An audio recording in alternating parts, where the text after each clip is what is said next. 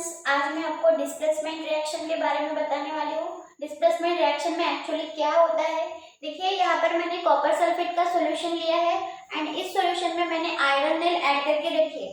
मतलब क्या हुआ है, देखिए कॉपर सल्फेट सॉल्यूशन का कलर है ब्लू एंड आयरन नेल इसमें ऐड हुई है। अब यहाँ पर आपको रिएक्शन किस तरीके से होगी ये देखने के लिए रिएक्टिविटी सीरीज लर्न रहना बहुत ही ज्यादा जरूरी है। तो ये है रिएक्टिविटी सीरीज। सबसे ज्यादा रिएक्टिव मेटल है sodium, potassium and sodium, calcium, magnesium, aluminium, zinc, iron, lead, hydrogen, tin, copper, mercury, then silver and gold. ये सारे रिएक्टिविटी सीरीज के मेटल्स है। जो टॉप मोस्ट लेवल पर है वो हाईली रिएक्टिव मेटल है एंड जब उसके नीचे नीचे जो मेटल्स आ रहे हैं वो लो रिएक्टिव मेटल है।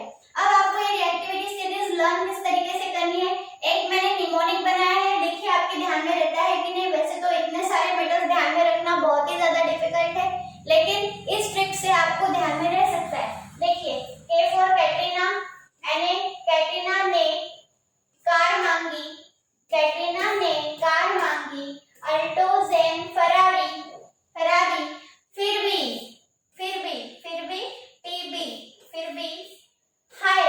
टीबी, हाय, सानिया को क्यों, Fg फॉर मर्क्यूरी होता है, मर्क्यूरी, तो मर्क्यूरी से हम मिली ध्यान में रख सकते हैं, मिली, फिर भी सानिया को क्यों मिली सिल्वर ऑडी।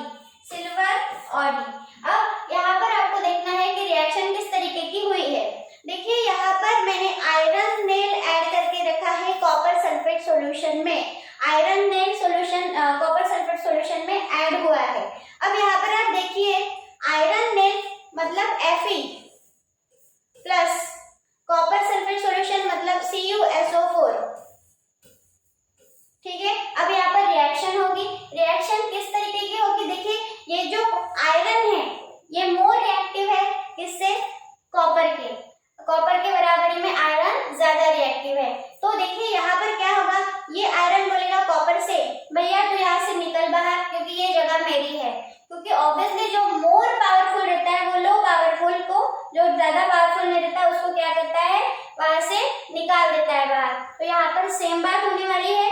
क्या बात होगी यहाँ पर, ये जो मोर रिएक्टिव मेटल है लेस रिएक्टिव मेटल को उसकी जगह से डिस्प्लेस करेगा। मतलब क्या होगा, जो मोर रिएक्टिव मेटल है वो लेस रिएक्टिव मेटल को डिस्प्लेस करेगा।